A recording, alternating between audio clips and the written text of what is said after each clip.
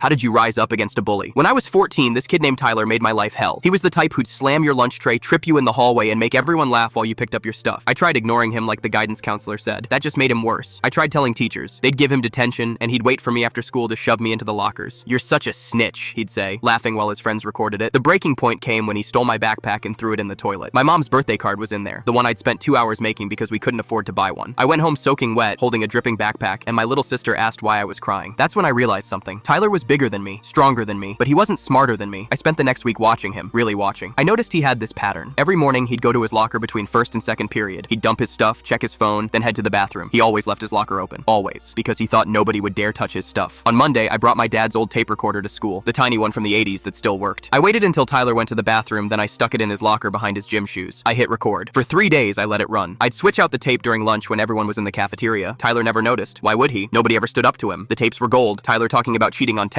Tyler bragging about stealing a kid's bike and selling it. Tyler planning to mess with Mr. Patterson's car because he gave him a bad grade. But the best part? Tyler admitting he'd been the one who slashed the football coach's tires last month. The whole school had been on lockdown for that. They'd questioned everyone, brought in police. The coach had been devastated. Tyler had blamed it on Marcus, this quiet kid who'd just transferred to our school. Marcus almost got expelled. His parents had to hire a lawyer. The whole thing destroyed his reputation. And Tyler had done it because the coach wouldn't let him play quarterback. I took those tapes to the principal. I didn't make copies. I didn't tell anyone. I just walked into his office after school and put them on his desk. "You need to hear this," I said. Principal Davis listened to 30 minutes of recordings. His face got redder and redder. When Tyler's voice came on talking about the tires, the principal stopped the tape. "Where did you get this?" I told him everything. The locker, the pattern, the tape recorder. I expected him to be mad at me for recording without permission. Instead, he picked up his phone and called Tyler's parents. Then he called the police. Tyler got suspended for 2 weeks, then expelled. The police charged him with vandalism for the tires. Marcus and his family got a formal apology from the school board. But here's the thing nobody expected. When Tyler came back to clean out his locker with his mom, he saw me in the hallway. I thought he'd try to fight me. Instead, he just looked at me and said, "You're smarter than I thought." His mom grabbed his arm and pulled him away, apologizing to me like I was the victim, which I guess I was. The best part? That tape recorder became legendary. Kids started calling me the Recorder like it was some kind of superhero name. Other bullies in school suddenly got real quiet around me. Nobody knew if I was still recording. And that fear? That was better than any punch I could have thrown. Tyler moved schools. I heard he's doing better now. Anger management, therapy, the whole thing. Sometimes I wonder if getting caught was the best thing that ever happened to him. But I know it was the best thing that happened to me. Because I learned that fighting back doesn't always mean throwing fists. Sometimes the smartest weapon is just paying attention. 3 years later, I'm graduating top of my class. The principal asked me to give a speech about overcoming challenges. I talked about that tape recorder and how standing up for yourself doesn't have to be violent. Marcus was in the audience. After the ceremony, he came up and shook my hand. "You saved my life that day," he said. "I was ready to give up on everything. That handshake meant more to me than any trophy ever could."